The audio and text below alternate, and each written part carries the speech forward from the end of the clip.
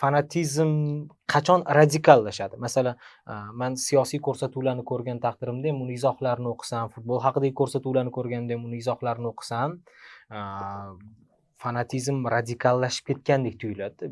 Bir ikkinchisi uchun go'yoki turib bermoqchi, go'yoki narigi tarafga kamsitsa o'zi ko'proq orom oladigandek, lazzat oladigandek tuyuladi va fanatizm hamma yoqda bormi?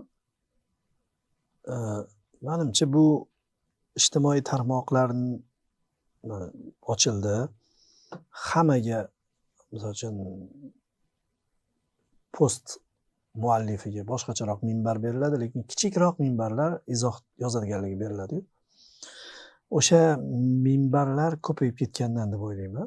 Va ko'payib ketgandan keyin tabiiyki o'zi shunaqa statistika ham bor. Ko'pincha inson ko'rmayotgan paytida yuz issiq deydi-yu. Yuzma-yuz turmagan paytda bu jarayon oldin bo'lmaganda, oldingi davrdan tahlil olib kela olmaymiz.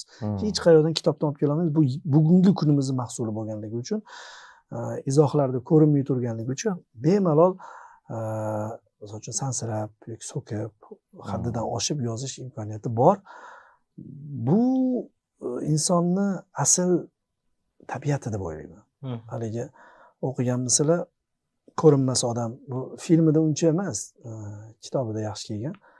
Ko'rinmas odam bo'lish boshlagan paytda birinchi o'sha ko'rinmas deydi, boshlaydi.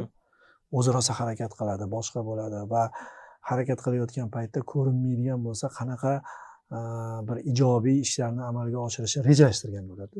Shundoq ko'rinmaslikni boshlagan paytida o'zgaradi. Shunaqa bir yomon, iflos fikrlar kelishni boshlaydi. Manma deydi-da. Men ijtimoiy tarmoqlardagi mana shunaqa yozadigan ko'pchilikni men ko'rinmas odamga o'xshataman. Chunki u ko'rinmaydi. Ko'rinmagandan keyin asl ichidagi bir illati chiqib keladi. O'sha Dostoyevskiy haqida boya gapirdinglar, Dostoyevskiy haqida. Efirdan oldin. Talaba yigit bilan suhbatlashganimizda yaxshi intervyu bo'lgan. Faqat Dostoyevskiy haqida bo'lganda uzun. O'shanda o'sha yigit menga bir savol berdi. Asar boshida u yong'indan qutqaradi. Keyin o'lib ketgan o'rtog'ini qarzlarini, otasini qarzini berib yuradi-ku. Oilasiga yordam beradi, o'zida bor puli bor. Yaxshi bola qanaqasi odam o'ldiradi deb so'rabdi. Paradoks-ku deganda, men keyin javob berdim. O'shanda esimga tushib qoldi.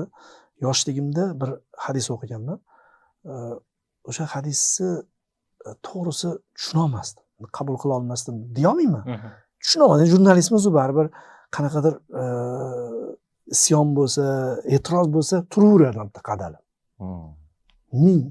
Ilohiyot bo'lib tursa ham, bu sal anglanmaguncha begona to'liq degan narsa bor. Bu ko'pchilikda bo'ladi. Kimdir aytadi, kimdir aytmaydi. Bu hadis shunaqa ediki, bir odam do'zaxga hukm qilinadi. Shunaqa labiga kelgandan keyin bitta amal qiladi yoki bitta gap gapiradi, jannatga tashlanadi. Jannatga loyiq ko'riladi. Bitta gapi bilan, bitta amali bilan. O'sha u yoqda o'lib bo'lgandan keyin. Yoki teskarisi, jannat labiga kelgan odam bitta amal qiladi yoki bitta gap gapirib qo'yadi do'zax. Qanaqasi o'sha hukm o'qilib bo'lgan bo'lsa, bo'ldi, hammasi hali muhr bosilgan bo'lsa, nega endi oxirida shunaqa bo'ladi? Buni hikmati nima derdimda? Keyinchalik baribir odam izlansa yo topadi yoki Alloh taolo shuni ko'rsatib qo'yadi. Men ko'rsatib qo'ygan deb o'ylayman. Bitta sharh o'qib qoldim, men qoyil qolgandim. Bundaga hikmat deyilgan. Ba'zi insonlar hayotda yashaydi, juda ko'p yaxshilik qiladi, boshqa qiladi, lekin ichida qalbini tub-tubida bitta marazi bo'ladi, baribir illati bo'ladi. U jamiyat bo'libmi, atrof bo'libmi, do'st yorli bo'libmi, yoki yaxshi oila bo'libmi, chiqmay qolgan bo'ladi va u jannatga tushish haqqi bo'lmaydi deydi. U ishlamagan bo'ladi, lekin bo'ladi. Turadi. O'shani Alloh taolo biladi, farishtalar ham bilmaydi. Hukm ham tugab bo'lgandan keyin uni biladi. Yoki teskarisi, juda rasvo ko'ringan, boshqa bo'lgan, hattoki delalar olib kelinganda ham bo'ldi. Bu yoqqa loyiq deyilgan, ammo samimiyatimi, nimadir o'sha qalbida ishlamagan, yuzaga chiqmagan bir salim joyi bo'ladi, o'shani ishlatib yuboradi. Bu endi uni ixtiyoridagi narsa. U o'zi yaratgan yaralmishlari bilan nima qilsa qiladi, u adolati bo'ladi. Bu tomonga o'tmaymiz, lekin sabab ham borda baribir, bekorga aytilmayapti. O'sha sabab yuzaga chiqarishiligi uchun shunda ham o'zi bemalol yo bu do'zaxga emas jannatga desa bo'lardi deydi. Yo'q, shuni ham bari sabablar dunyosidan kelganligi uchun sababini qiladi baribir. Bitta o'sha gapiradi yoki baribir sabab nimadir bor. Ha, bundoq ko'rib, chetdan ko'rib turgan odam, ha, shu joyi rol o'ynab qoldi deyishi uchunmi yoki boshqa narsa uchun men shuni javob tariqasida bergandim. O'sha illat bo'lgan anaqada Raskolnikovda. O'sha illat o'sha joyda chiroyli o'ziga o'zi topgan fatvolari bilan bir narsalar bilan yuzaga chiqishni boshlagan. Dedim va ijtimoiy tarmoqda ham men shunaqa o'ylaymanki, o'sha illat ko'p ishlaydi. Yomon yozayotgan marazi. O'zi umuman statistikada ham shunaqa, yomon yozmoqchi bo'lgan odam 10 tasidan bittasi yozmas ekan, 9 tasi yozar ekan. Teskarisi, yaxshi maqtamoqchi bo'lgan odam yoki bir samimiy bir duo qilib qo'y, yaxshilik tilab qo'y degan odamning 10 tadan bittasi yozar ekan. Shuning uchun biz ko'zimizda negativ ko'proq. Endi sal boshqacharoq qo'yish savolni, masalan, ko'rinmaslik, asosiysi ko'rinmaslik. Mana hozir javobgarlik, mas'uliyat oshyapti-yu, to'g'rimi? kommentga ham ko'ramiz o'shandan keyin nima bo'ladi. Endi ko'rinadigan joyda, deylik, mana siz o'sha 5 yilda ham futbol ko'rgansiz-ku.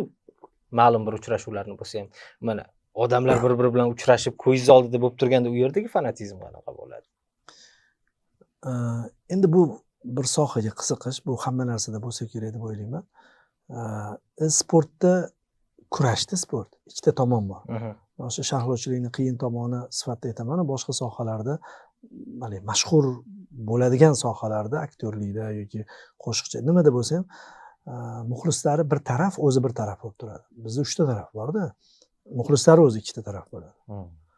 Sharhlovchi o'rtada qolib ketadi. Bu butunlay boshqa taraf, boshqacha va hech qachon hammasini rozi qilib bo'lmaydigan holat. Hech qachon. Ayniqsa Real Barsa bo'lsa, iloji yo'q narsani.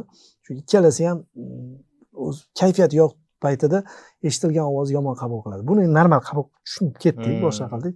Lekin mana bu jarayon, men o'ylaymanki, gap futbolda emas. Bu ayniqsa Real Barsada o'sha gladiatorlar davrida shu tomosha bo'lgan-ku, tomoshaga o'chiligi bor olomon. Abdulla aka aytganlardi. O'sha tomoshaning bir qismi deb o'ylayman. Hozir Real Barsa rol o'ynayapti xolos. Men ishonmayman, bu futbol 80% futbol fanatlari yoki futbol sevib turib, futbol bilan yashab turib Real Barsachi bo'lganiga ishonmayman. Real Barsachilar ko'p aytaman-ku. Juda asabingizga tegadigan. Chunki ular o'zi muxlis emas. Men bularni kim ular? Endi o'zi insonlar ikkiga bo'linadi deb o'ylayman, tabiati. Qimorboz tabiat odamlar bor va qimorboz bo'lmagan tabiatlar bor. Shu qimorboz tabiatlari ko'p. Men ko'rganman, naryoda shunaqa tabiatli odamlar, hali chit o'zi bunaqa tushsin deb ham sportlashib o'tiraveradi-da. Eshigidan kim kiradi deb o'ylaysan deb turib, hech narsa yo'q, sigaret bilan o'ynash mumkin edi. Unda qarardim, shular Realchi Barsachi bo'ladi chiqqandan keyin. Shularni umumiy anaqasi, jamoasi ko'rinish. Misol uchun mana hozir ijtimoiy tarmoqlarda ko'rayotgan bo'lsanglar, qaysi shuni futbolga aloqasi bor yoki futbolga sal bo'lsa ham kuyinadi yoki tushunadi deb o'ylaysan. Unaqa emas u. Endi aniq ko'rinib turibdi-ku. Faqat mavzu topilib qoldi. Shuni atrofida xuddi shuni olib tashlab Mike Tyson bilan Holyfield qo'yib qo'ysa ham hozir bo'laveradi. Yaqinda nima bilan bo'ldi? Endi unda boshqa narsalar ham aralashib ketdi. Habib bilan McGregor bilan bo'ldi. Ular ham uzoq davr bo'lganda shu rolni o'ynab berishi mumkin edi. Endi futbol ko'proq bo'ladi, har doim bo'ladi. Bu sevimli sport turi. Shundoq hammada futboldan nasibi bor. O'zi ham o'ynab ko'rgan. Endi dunyo sporti-yu bu. O'sha tomondan buniki kattaroq ko'rinib ketyapti-da. Men Ispaniyada yurganimda buni e'tibor berdim. O'sha Real muxlislari bilan Barsa muxlislari bilan juda ko'p gaplashganimda tushunib yetdimki, haqiqiy muxlislari, o'sha Real Barsaning haqiqiy muxlislari Kataloniyada, Madridda ekan bo'ldi. Chunki ular o'zinikida. Biz 12 yil ko'rmaganmiz. Ular yashaydi shu bilan. Ha, yashaydi. Biz xohlaymiz, olamizmi? Misol uchun Sevillaga ketyapti, bittasi Real yutqizadi deb turibdi Madridga. Xo'p, yutqizadi. Bu yil Barsa juda kuchli dedi. Xo'p, nima bo'libdi dedi. Biz boramiz, qo'llaymiz. Bu boshqa narsa. Xuddi O'zbekiston terma jamoasi Eron bilan o'yinga tushamiz-ku. yutolmasligini bilsak. Rostdan ham shunaqa. Haqiqiy muxlis edi. Yo, o'zi shu bilan tug'ilgan, peshonasida ko'rgan. Nargis bilan gaplashsa, Xetafeni muxlisi. Xetafenga qanaqa muxlislik qilasan? Men Xetafe hududida tug'ilganman, bo'ldi. Shuni o'zi yetadi. Real Atletico Madrid shaharida san boshqasan. Farqi yo'q deydi. Shu Xetafe bilan yashab o'tadi. Demak, men o'sha o'ziniki. Brend ostidan quvadiganlar bu futbolga o'xshagan bir narsa soha rivojlanib ketadigan bo'lsa va agar u kurash bo'ladigan bo'lsa, ikki tomonga o'tish, tortish imkoniyatini bersa, o'shanda bo'ladi bular, bo'ldi. Gap Real Barselona emas demoqchiman.